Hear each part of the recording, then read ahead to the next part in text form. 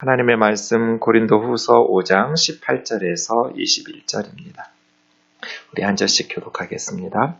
모든 것이 하나님께로서 났으며 그가 그리스도로 말미암아 우리를 자기와 화목하게 하시고 또 우리에게 화목하게 하는 직분을 주셨으니 곧 하나님께서 그리스도 안에 계시사 세상을 자기와 화목하게 하시며 그들의 죄를 그들에게 돌리지 아니하시고 화목하게 하신 말씀을 우리에게 부탁하셨느니라. 그러므로 우리가 그리스도를 대신하여 사신이 되어 하나님이 우리를 통하여 너희를 권면하시는 것 같이 그리스도를 대신하여 간청하노니 너희는 하나님과 화목하라.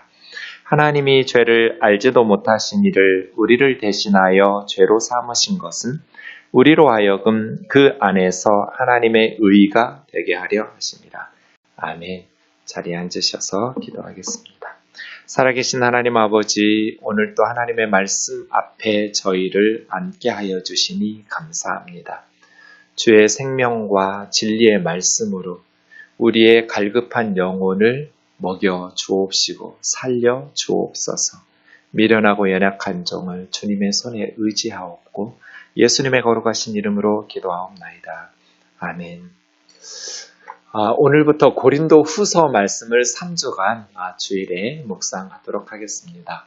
우리가 5월과 6월에 고린도 전서 말씀을 묵상했었습니다. 고린도 전서와 고린도 후서가 이제 함께 생각하게 될 텐데요. 바울과 고린도 교회의 관계를 좀 정리해 보면 이렇습니다. 이것은 정확하다고 말할 수는 없습니다. 우리가 지금 확인할 수 있는 자료들을 가지고 이렇게 재구성한 것이기 때문에 우리가 가지고 있지 못한 자료들이 있을 수도 있고 사건들이 있을 수도 있고 그래서 지금으로서는 이렇게 정확하지는 않겠지만 우리가 최대한 바울과 고린도 교회의 관계들을 좀 이렇게 정리할 수 있겠습니다. 바울은 주후 50년에서 51년으로 넘어가는 겨울에 고린도에 처음 도착했습니다.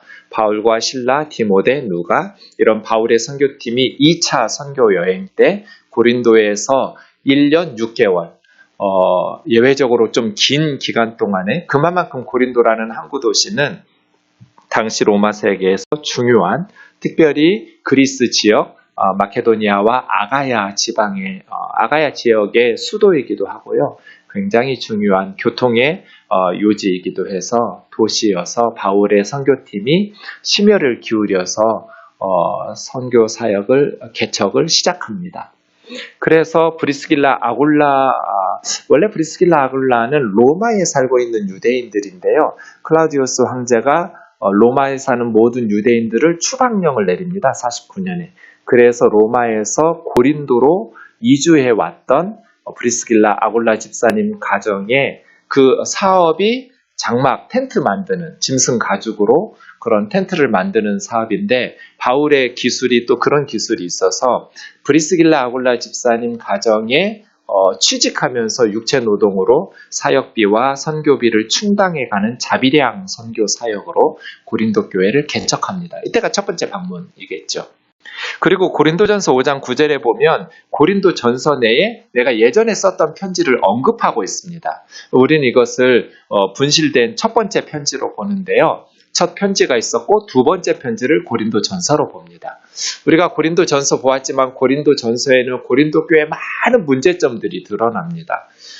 분쟁의 문제가 있었죠. 나는 바울파, 나는 게바파, 아볼로파, 그리스도파 하면서 교회 내에서 그냥 말로만 그룹이 지어진 것이 아니라 서로 엄청난 갈등을 일으키면서 한 교회가 예배를 드리면서도 부유한 분파는 먹을 것을 잔뜩 가지고 와서 포도주로 취하고 배불리 먹고 또 가난한 파당은 아주 먹을 게 없어가지고 쫄쫄 굶고 부끄럽게 여기고 교회 안에서 바울이 너희 예배 안 드리는 게 좋겠다. 선교사가 이런 말을 할 정도면 고린도 교회의 갈등과 예배의 무질서와 혼란이 얼마나 심각했는지를 알 수 있습니다. 또 음행의 문제, 심지어 아들이 아버지의 어머니죠. 이제 진짜 자기 친모는 아닐 거고요. 그런 자기 아버지의 부인과 이런 살림을 차리고 사는 이런 것들을 교회 내에서 허용하는, 아마 그 사람은 고린도 교회 안에 쉽게 이렇게 정죄하기 어려운 유력한 사람이겠죠.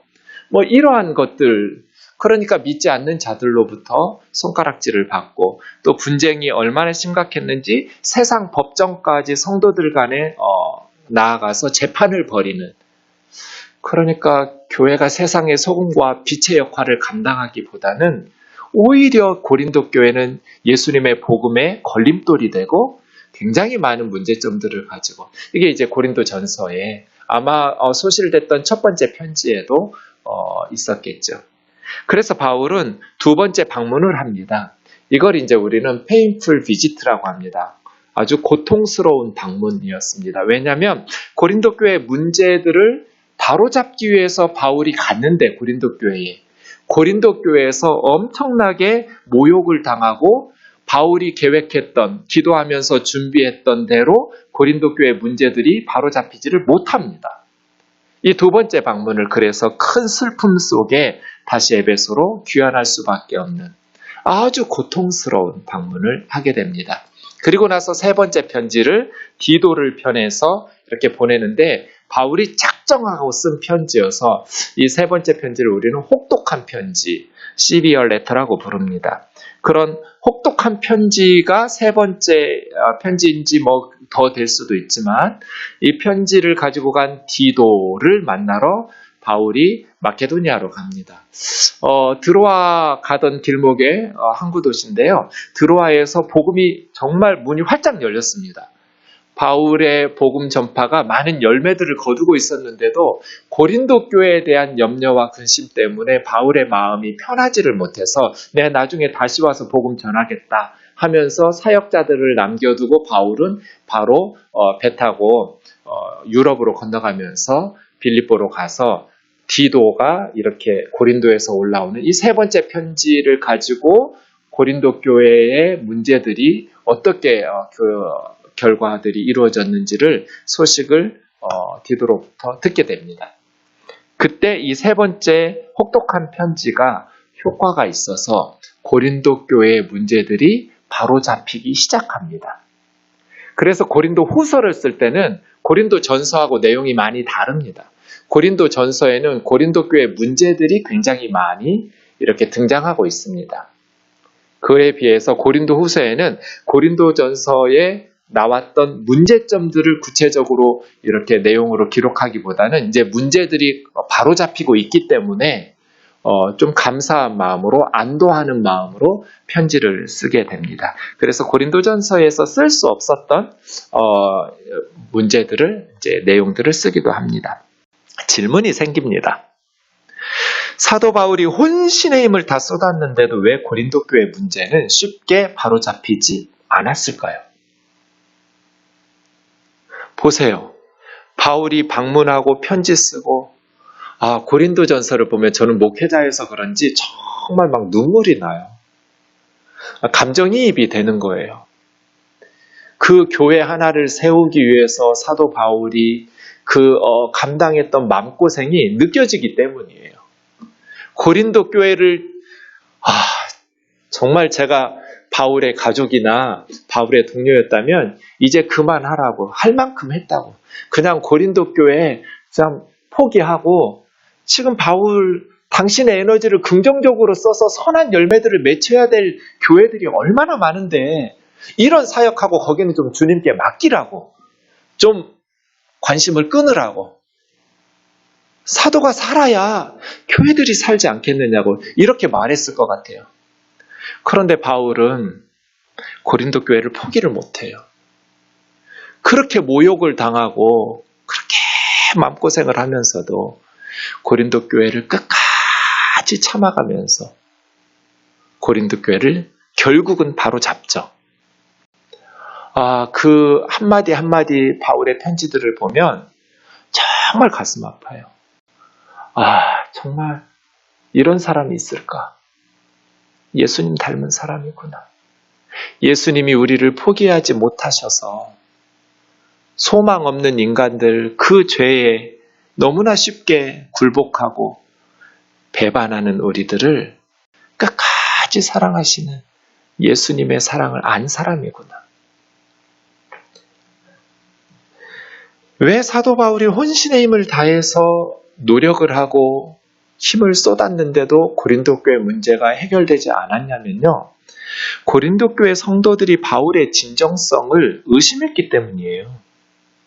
바울의 사도적 권위를 인정하지 않았기 때문에 바로잡힐 수가 없었어요.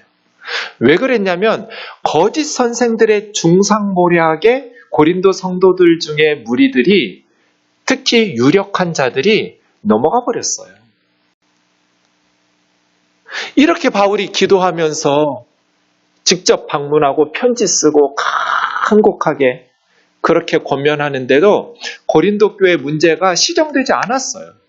왜냐하면 거짓 선생들의 중상모략, 그 중상모략에 넘어가 버린 어리석은 고린도 성도들 때문이었어요. 그러니까 문제가 바로 잡힐 수가 없어요. 그래서 바울은 정말 많은 눈물을 쏟아내면서 고린도 교회를 회복시키기 위해서 발버둥을 치죠. 고린도후서의 구조를 보세요. 전서하고 많이 다르다고 그랬는데요. 1번과 8번 8문단으로 나눌 수 있는데요. 처음과 끝은 인사말이고요. 가운데 있는 6개의 본론들 중에 대부분은 바울의 순수성 변호, 바울의 사도직 변호, 관대함과 언행일치를 위한 호소, 디도로부터 소식을 받고 위로받은 바울, 6번 유대 예루살렘 교회의 가난한 성도들을 위한 연보에 해당하는 6번 단락을 빼고는 다 바울의 진정성에 대한 변호예요. 고린도 전서와 후서의 내용이 정반대예요. 전혀 달라요. 고린도 전서가 구체적인 교회 문제점들에 대한 편지라면 고린도 후서는 바울의 진정성에 대한 변호. 이제 문제가 어느 정도 일단락 됐으니까 이제서 하는 말인데 하면서 바울은 오늘 본문이 들어있는 5장에서도 사도직을 변호하는, 이 사도직 변호가 뒤에 10장에서 13장까지 또 길게 또 나와요. 그 앞에 있는 바울의 순수성을 변호하는 것도 비슷한 내용이에요. 바울은 자기를 드러내고 지켜 세우려고 하는 것이 아니라 자신이 주님의 종이라는 것을 고린도 교회에서 신뢰받고 인정을 받아야 고린도 교회에 바울을 통해서 내리는 영적인 가르침이 권위 있게, 설득력 있게 교회를 세워줄 수 있기 때문이죠. 바울의 사도적 권위를 무너뜨리게 되면 어떻게 고린도 교회가 바울의 가르침을 통해서 바로잡힐 수가 있겠어요? 그래서예요. 여러분, 교회가 바로 서기 위해서 가장 중요한 게 뭘까요? 교회가 바로 세워지기 위해서 많은 요소들이 필요하죠. 그런데 가장 중요한 게 뭘까요? 제 생각에는 좋은 목자와 싹군 목자를 알아볼 수 있는 성도들의 안목이에요.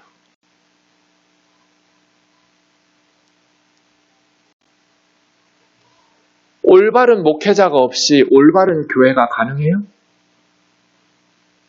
불가능해요.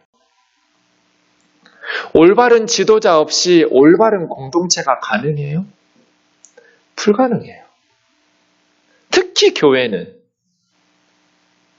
목회자가 너무너무 중요한 역할을 감당해요. 그런데 성도들이 고린도 교회처럼 선한 목자와 싹군 목자를 구별할 줄 아는 안목이 없으면 어떤 사람도 자기 수준에 맞는 리더를 선택하잖아요. 그래서 교회가 바르게 세워질 수가 없어요. 그래서 바른 교회를 세우고자 하는 자들의 교과서는 고린도 후서예요. 고린도 후서가 그래서 중요해요. 어떤 사람이 진정성 있는 목회자인가? 어떤 리더가 되어야 되는가? 특별히 교회의 리더는 어떠해야 하는가? 어떤 사람이 좋은 목자이고 어떤 사람이 싹군 목자인가를 분별할 수 있는 성도들의 안목을 기르기 위해서 고린도 후서를 우리가 주의 깊게 묵상해야 돼요. 목회자들은 고린도 후서를 묵상하면서 내가 어떻게 목회해야 되는지를 배워야 되고, 성도님들은 고린도 후서를 묵상하면서 우리가 어떤 목회자로 세워가야 되는지, 목회자들이 교회를 통해서 발전해 가거든요.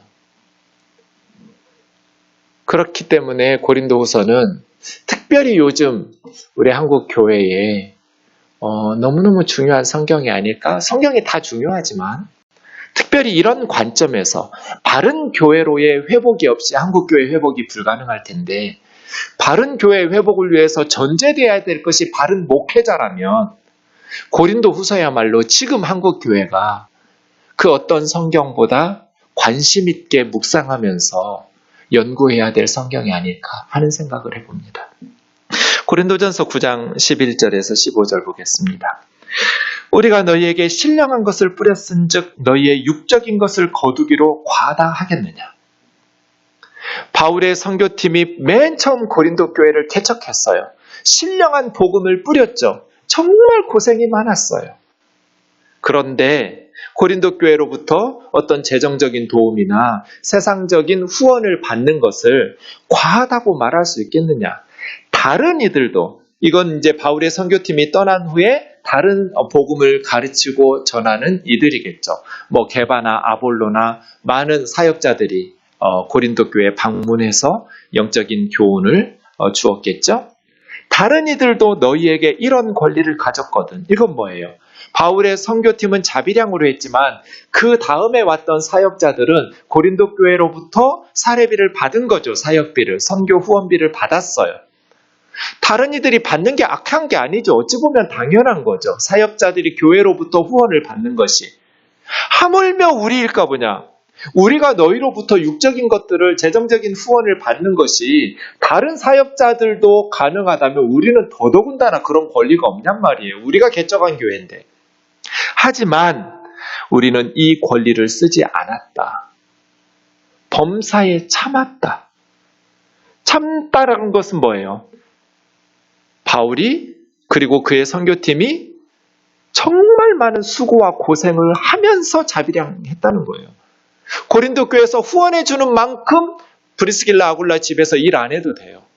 그만큼 기도하고 그만큼 건강을 돌보면서 성도들에게 말씀을 가르치고 싶지 누가 짐승 가죽 어깨로 또 들어 나르면서 누가 그렇게 하고 싶겠어요. 사역에 집중하고 싶겠죠. 당연히. 그런데 현실의 문제잖아요. 생활해야 되니까.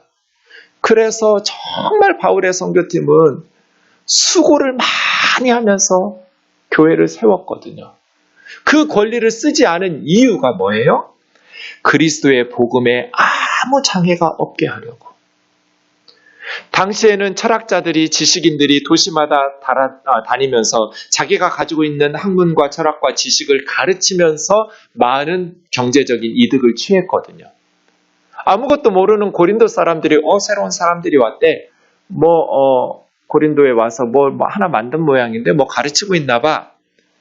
그런데 다른 철학자들처럼 가르쳐서 돈 벌고 이렇게 생활하고 있어. 그러면 바울의 선교팀이 이 복음이 어떻게 고린도 사람들에게 인식되겠어요? 철학자 분파 중에 하나로 인식되겠죠. 세상 학문을 가르치는 그런 지식인들 중에 한 무리로 이해되겠죠. 그리스도의 복음에 아무 장애가 없게 하려고. 이와 같이 예수님도 복음 전하는 자들은 복음으로 말미암아 살리라고 하셨지만 그러나 내가 이것을 하나도 쓰지 아니하였고 복음 전하는 자들이 복음을 전한 그 교회로부터 성도들로부터 후원을 받아서 살라고 우리 예수님도 가르쳤지만 나는 이 권리를 하나도 쓰지 아니하였고 또 내가 지금 이렇게 너희들에게 편지 쓰는 이유는 앞으로는 그렇게 나 좀 재정적으로 후원해 달라는 것이 아니라 내가 차라리 죽을지언정 내가 굶어 죽으면 굶어 죽었지 누구든지 내가 자랑하는 것을 헛된 대로 돌리지 못하게 하려 함이라. 바울이 자랑하는 게 뭐예요? 주님 앞에 가서 내가 주의 교회를 위해서 복음의 장애물을 놓지 않으려고 직접 수고하면서 교회에 부담을 지우지 않으면서 선교했다는 거잖아요. 이게 바울의 자랑이거든요.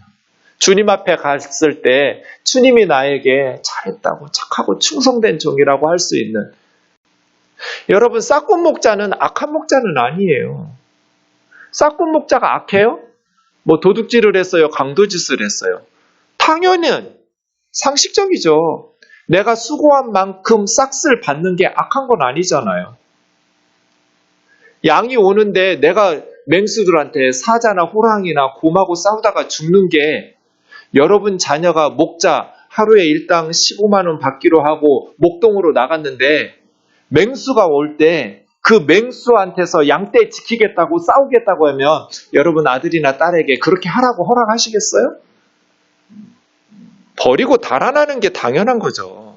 오히려 선한 목자가 비상식적으로 양떼들을 사랑하는 거죠. 싹군 목자는 악한 목자는 아니에요. 그냥 세상적 기준으로 보면 당연한 거예요.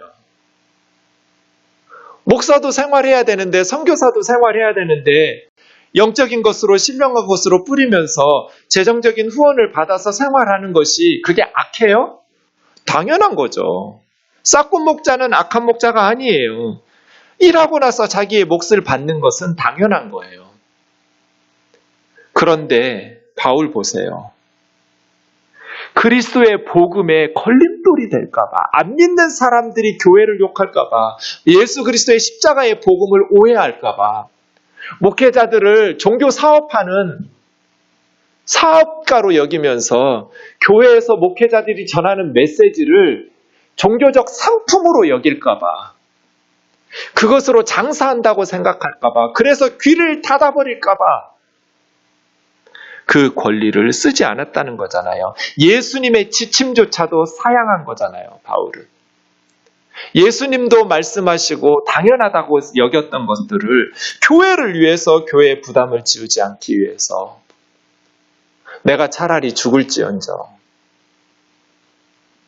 그렇게 부끄러운 사역자가 되지 않겠다고 작심을 하고 선교한 거잖아요. 정말 위대한 사역자 아니에요? 그런데 고린도 교회는 이러한 선교사들을 무시한 거예요. 거짓 선생들의 중상모략에 넘어가 버렸어요. 바울이 뭔가 꿀리는 게 있으니까 너희한테 사례비 달라는 말도 못하고, 우리같이 예루살렘에서 정말 인정받는 사도들에게 받은 추천장도 내보이지 못했지? 바울의 과거 전력들을 문제 삼으면서 교회를 엄청 박해했던 사람이야. 스데반 집사님이 바울 때문에 죽었어. 이래가면서 바울의 과거 전력과 바울의 그 진정성을 의심하게 하는, 그러면서 교회로부터 사례비 받고 주의 종을 잘 섬겨야 복을 받지, 이런 식으로 가르치는 거짓 선생들에게 홀딱 넘어가 버려요. 고린도 교회 성도들은 좋은 목자와 싹군 목자를 구분할 수 있는 안목이 없었어요. 그러니 바울이 몸부림치면서 하나님 앞에서 울고불고 기도하면서 그렇게 아끼고 사랑하면서 복음을 위해서 바로잡으려고 했지만 교회가 바로잡힐 수가 없었어요. 고린도후서 5장 9절부터 보겠습니다. 그런즉 우리는 몸으로 있든지 떠나든지 주를 기쁘시게 하는 자가 되기를 힘쓰노라. 살든지 죽든지 그 말이에요. 우리는 살든지 죽든지 주님을 기쁘시게 하는 자 되는 것이 목표다. 우리에게 있어서 삶이란 우리 주님을 기쁘시게 하는 것이 전부다. 살든지 죽든지 주를 기쁘시게 하는 자 되기를 힘쓰는, 세상에서 명예를 가지고 권력을 가지고 부귀영화를 누리고 행복하게 사는 것, 거기에 나는 힘써본 적이 없어. 교회로부터 사람들로부터 인정받고 위대한 사도라고 칭찬받는 것, 나는 그런 일에 힘써본 적이 없어. 주님을 기쁘시게 하는 자가 되는 것을 힘쓰는 사람. 우리 우면동 교우들이 예수님을 기쁘시게 하는 자 되기를 힘쓰는 인생 살아가기를 주의 이름으로 축원합니다. 이는 왜 주님을 기쁘시게 하려는 자 되기를 힘썼냐면 우리가 다 반드시 그리스도의 심판대 앞에 나타나게 될 거기 때문에 모두 한 사람도 예외가 없어요. 다 나중에 주님의 심판대 앞에 서야 돼요. 심판대 앞에 서면 선한 일이든 악한 일이든 세상에서 몸으로 살아있을 때 행한 것을 따라 칭찬받기도 하고 책망받기도 하겠죠. 바울은 이것을 알기 때문에 위선적으로 사역할 수가 없었어요. 우리는 주의 두려우심을 알므로 사람들을 권면하거니와 심판대 앞에 서야 된다는 두려움을 가지고 선교했다는 뜻이에요. 하나님에 대한 경외심을 가지고 복음을 전했다. 우리가 하나님 앞에 알려졌으니 너희 양심에도 알려지기를 원하노라. 바울은 그의 선교팀은 하나님에게 숨길 수 있는 게 하나도 없다는 걸 알아요. 하나님 앞에 다 알려졌어요. 사람들에게는 속일 수 있지만 하나님은 속일 수 없잖아요. 하나님 앞에 다 알려져 있어요. 우리가 하나님 앞에 다 알려져 있듯이 너희 양심에도 알려지기를 원하노라. 너희가 거짓 선생들에게 들은 그런 선입견을 가지고 우리를 왜곡시키지 말고 너희 양심으로 우리가 어떻게 사역했는지를 보면서 공정하게 판단해 보라는 거예요. 사람들은 참 어리석어서 어떤 사람에 대해서 잘 알지도 못하면서 그 사람을 아는 사람이라고 하는 사람들의 어떤 말을 들으면 그 들었던 말을 선입견 삼아서 자기가 제대로 알지도 못하는 사람을 판단해요. 그래서 나쁜 말을 중상모략을 하고 뒷담화하는 것이 악한 죄예요. 가장 큰 죄예요, 제가 볼 때는. 교회를 허무는 게 뭐 큰 게 아니에요. 제가 사탄이라도 그 방법 쓸 것 같아요. 교회 지도자들을, 목회자들을, 선교사님들을, 장로님들을, 권사님들을, 운영위원들을, 당회원들을 중상모략하면서 부정적으로 뉴스를 전해가지고 마치 진짜인 것처럼 퍼뜨려버리면 교회는 풍비박산나요. 제가 사탄이라도 그거 할 것 같아요. 그런데 그게 누구를 통해서 진행되느냐? 권사들을 통해서 진행돼요. 집사들을 통해서 진행되고 장로님들 통해서, 교회 중직자들 통해서, 교회를 잘 안다고 생각하는 사람들 통해서 진행돼요. 초신자들은 교회 몰라요. 목회자가 누군지도 모르죠. 새로운 사람들이 오면 너 잘 몰라서 그러는데 사실 우리 목사님 그렇게 훌륭한 분이 아니야. 깎아내려요. 너희 양심에도 알려졌기를 원하노라. 거짓 선생들에게 들었던 대로 하지 말고 너희 양심에도 우리가 어떻게 사역하고 있는지, 어떻게 사역했는지 하나님은 다 알고 계시는데 하나님처럼 너희도 들은 말에 의해서가 아니라 양심으로 판단해 보라. 우리가 다시 너희에게 자천하는 것이 아니요 우리 스스로를 지켜 세우려는 것이 아니라 오직 우리로 말미암아 자랑할 기회를 너희에게 주어서 마음으로 사역하지 않고 외모를 자랑하면서 세상적인 것들을 드러내면서 사역하는 그 거짓 선생들에게, 또 그 거짓 선생들에게 미혹을 당한 그러한 고린도 교회 성도들에게 대답할 말을 주려고 괴롭지만 하고 싶지 않은 말이지만 비참하지만 이런 말을 쓰는 거라고. 우리가 만일 미쳤어도 하나님을 위한 것이요 정신이 온전하여도 너희를 위한 것이니. 사도행전 26장 24절에 보면 베스도 총독이 바울에게 바울아 네가 미쳤도다. 너의 많은 학문이 너를 미치게 했다. 바울의 이야기를 들으면서 사람이 어떻게 저렇게 살아? 바울아 너 미쳤다. 어떤 사람들이 볼 때 바울은 미친 사람이에요. 너무나 아름답게 미쳤어요. 우리도 예수님을 믿되 미치게 믿기를 원합니다. 뜨겁지도 않고 차지도 않고 예수님을 알게 됐는데 어떻게 미지근할 수가 있어요? 예수님은 우리를 미치게 하시는 분이 맞아요. 예수님의 사랑은, 십자가의 은혜는 우리를 미치게 만들어요. 바울과 그 선교팀의 삶의 이야기들을 들을 때 미쳤구나. 그리고 막 성령의 역사들이 나타나니까 미친 것처럼 보여요.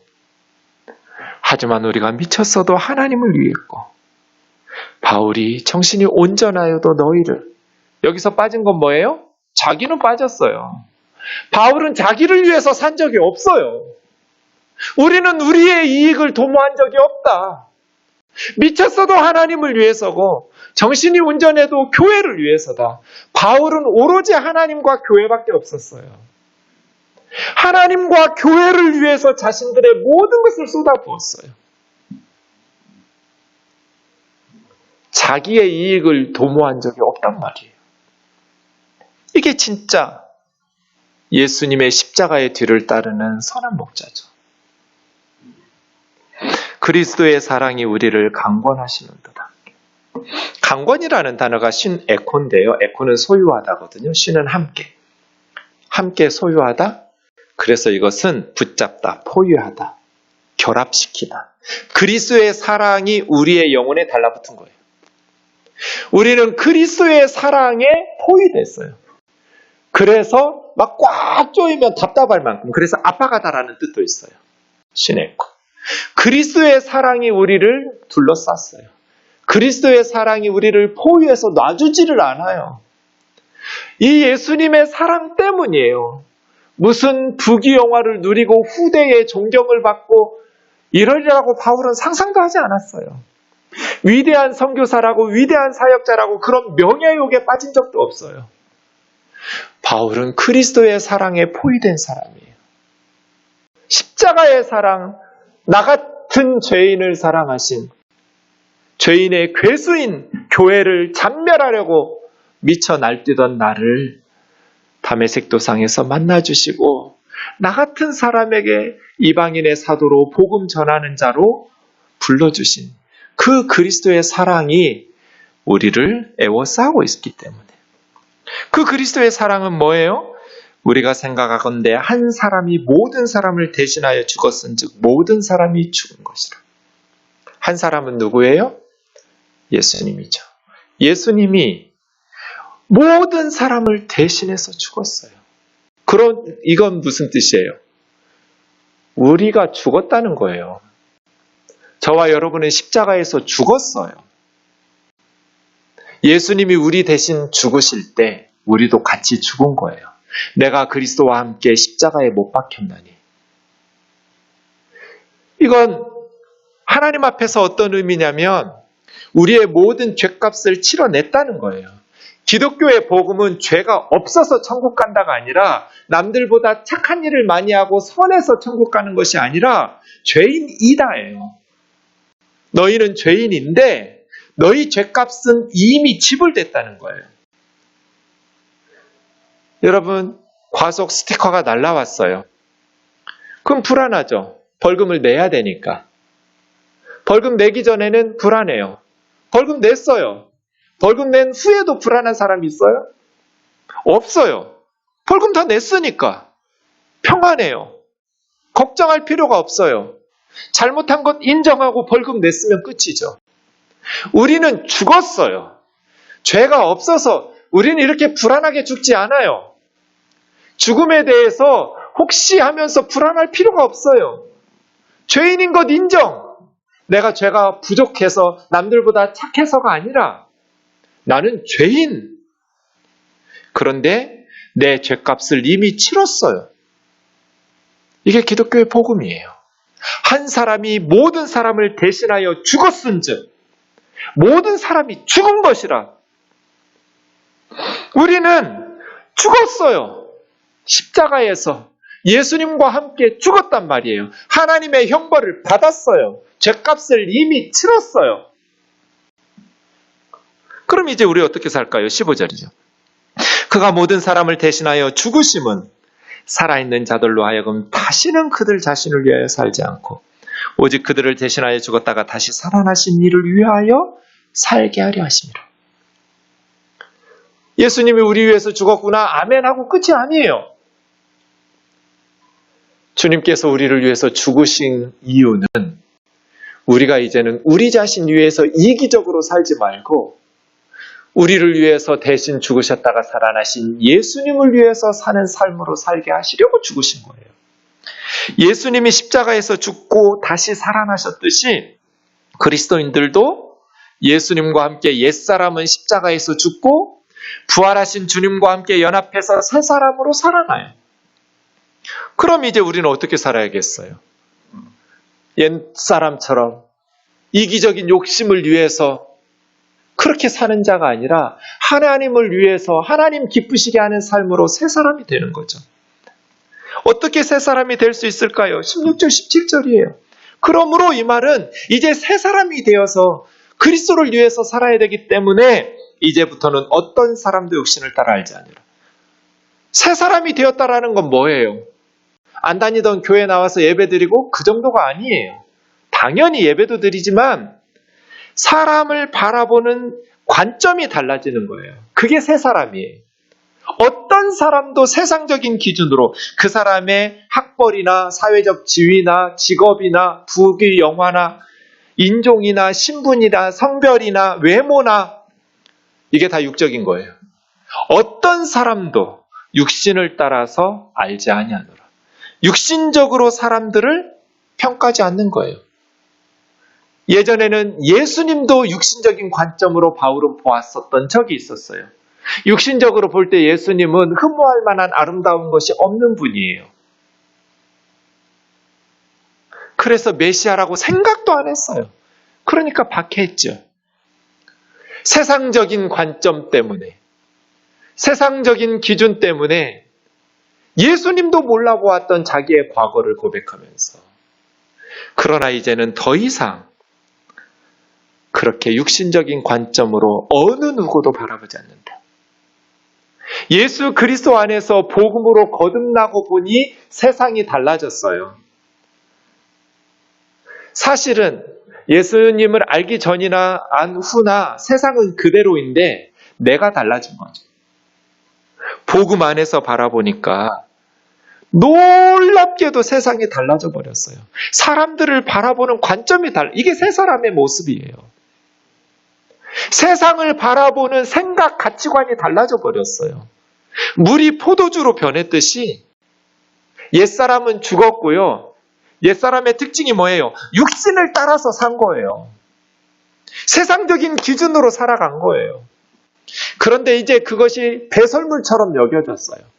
남들이 소중하게 여기는 세상적 기준과 가치가 배설물보다도 버리기 아깝지 않은 내 주 예수 그리스도를 아는 지식이 너무나 고상하고 예수님이 살았던 새로운 삶의 방식이 너무너무 위대하기 때문에 내가 그리스도를 본받는 자 된 것처럼 너희는 나를 본받는 자들이라고 바울은 말하는 삶으로 달라진 것이죠. 그것의 핵심은 사람들을 바라보는 관점이 달라진 거예요.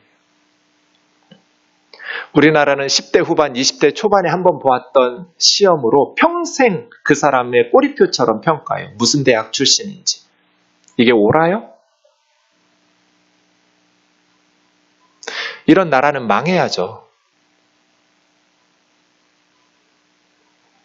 옳지 않아요. 지방 따져가면서 출신 국가 따져가면서 그 사람의 외모나 그 사람이 가지고 있는 세상적, 사회적 지위를 가지고 사람을 평가하는 그건 옛사람이죠. 그런즉 누구든지 그리스도 안에 있으면 새로운 피조물이라. 과거를 묻지 말라는 거예요. 새로운 피조물이 됐어요, 바울은. 예전에 그렇게 교회를 박해했죠. 왜? 내가 육신을 따라 세상을 살았기 때문에. 그러나 다메섹 도상에서 예수 그리스도를 만난 후에 나는 새로 태어났어요. 새로운 피조물이 되었어요. 이전 것은 지나갔으니 보라 새 것이 되었도다. 예수님께서 십자가에 죽으셨을 때 그 복음을 깨닫고 내가 십자가에서 죽으시다라는 것을 깨달았을 때 이제 옛사람은 죽었어요. 주님이 부활하시듯 하나님을 위해서 새 사람으로 우리도 부활한 거예요. 이게 기독교의 복음이죠. 18절 모든 것이 하나님께로서 났으며 하나님께로부터 나지 않은 것은 아무것도 없어요. 그가 그리스도로 말미암아 우리를 자기와 화목하게 하시고 하나님은 예수 그리스도로 말미암아 우리를 하나님과 화목하게 하셨어요. 또 우리에게 화목하게 하는 직분, 화목하게 하라는 것이 아니라 화목하게 된 이 복음을 전파하는, 그래서 화목하게 만드는 직분, 복음 전도자의 직분 주셨어요. 한 번 더 반복해요. 18절을 19절에서 하나님께서 그리스도 안에 계시사 세상을 자기와 화목하게 하시고 18절에서는 먼저 사역자들인 우리를 하나님이 자기와 화목하게 하시더니 이제는 세상 모든 사람들을, 세상의 모든 피조물들을 하나님은 자기와 화목하게 하셨어요. 그걸 위해서 하나님은 그리스도 안에 계셨어요. 그리스도 안에 하나님이 계셔요. 그리스도 밖에서 하나님께서 세상을 보시면 우리는 심판받아 죽을 거예요. 그런데 하나님께서 그리스도 안에서 우리를 대하기 시작하셨어요. 예수 그리스도의 십자가와 부활의 복음 안에서 사람들을 바라보시기 시작했어요.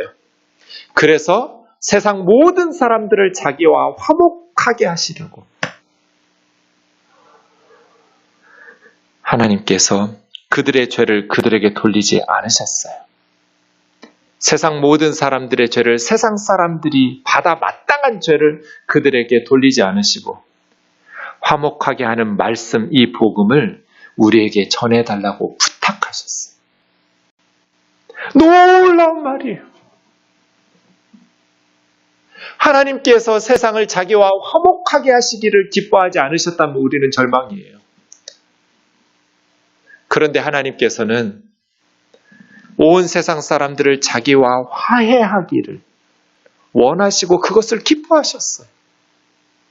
그래서 그 복음을 전해달라고 복음 전도자들에게, 먼저 믿은 그리스도인들에게 직분을 맡기시는 거예요. 그러므로 우리가 그리스도를 대신하여 사신이 되어 하나님이 우리를 통하여 너희를 권면하시는 것 같이 그리스도를 대신하여 간청하노니, 그리스도를 대신하여 하나님께서 너희에게 말씀하시는 것처럼 우리가 너희에게 간절히 요청하는데 너희는 하나님과 화목하라. 그리스도 예수 안에서 하나님이 죄를 알지도 못하신 예수님을 우리 대신하여 죄로 삼으신 것은 우리로 하여금 그 안에서 하나님의 의가 되게 하려 하십니다. 그래서예요. 하나님과의 화평을 누리라는 거예요. 로마서 5장 1절에서 말하는 것처럼 믿음으로 말미암아 하나님과 화평을 누리자. 내가 그리스도를 대신하여 너희에게 관청하노니 하나님과 화평을 누려라. 하나님과 화목하라는 거예요. 날마다요, 날마다 그리스도인들은 예수 그리스도를 통해서 하나님과 화평을 확인하면서 누려야 돼요. 그런데 왜 그 화평을 누리지 못해요? 왜 하나님을 생각하면 두려워하고 왜 하나님 앞과의 바른 관계를 맺지를 못해요? 자기를 의지하니까. 자기의 믿음, 자기의 경건, 자기의 노력, 자기의 거룩함, 선행. 예수 그리스도를 붙잡지를 않아요. 자기의 신앙을 붙잡으려고 하니까 교만해졌다가 또 두려워하다가 이걸 반복하죠. 그리스도 안에서 하나님과 화목하라는 거예요. 늘 내가 지금 하나님과 화목한 좋은 관계인지를 확인해야 돼요. 그건 나의 의가 아니라 그리스도의 의를 힘입어야 돼요. 우리를 대신하여 죄를 알지도 못하신 예수님을 죽이시고 우리의 죄는 예수님의 것이 되고 예수님의 의는 우리의 것이 되는 예수 그리스도를 의지하면서 골로새서 1장 19절 20절 우리 좀 같이 읽겠습니다. 시작.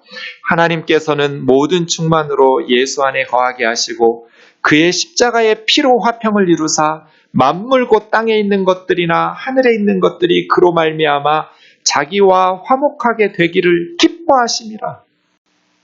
모든 만물이 예수 안에 들어가면 하나님께서는 모든 만물이 예수 그리스도 안에서 거한다라는 건 뭐예요? 십자가의 피, 그리스도의 십자가의 보혈로 하나님과 화평을 이루어서 땅에 있는 것들이나 하늘에 있는 것들이나 보이는 것들이나 보이지 않는 것들이나 과거의 것들이나 현재나 미래의 것들이나 모든 것들이 예수 그리스도 안에서 하나님과 화목하게 되기를 기뻐하십니다. 여러분, 부모가 자식하고 갈등이 있을 때 부모의 마음이 어때요? 자식과 관계를 회복하기를 원하죠.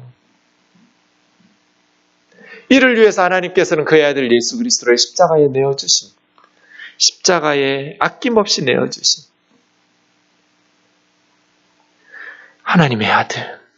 베드로 사도는 그는 죄를 범하지 아니하시고 예수님에 대해서 그 입에 거짓도 없으시며 욕을 당하실 때 맞대 욕하지 않으시고 고난 당하실 때 위협하지 않으시고 오직 공의로 심판하신 이에게 부탁하시며 친히 나무에 달려 그 몸으로 우리 죄를 담당하셨으니 이는 우리로 죄에 대하여 죽고 의에 대하여 살게 하려 하심이라. 그가 채찍에 맞음으로 너희는 나음을 얻었나니 전에는 양과 같이 길을 잃었더니 이제 영혼의 목자와 감독이신 주님에게로 돌아왔다.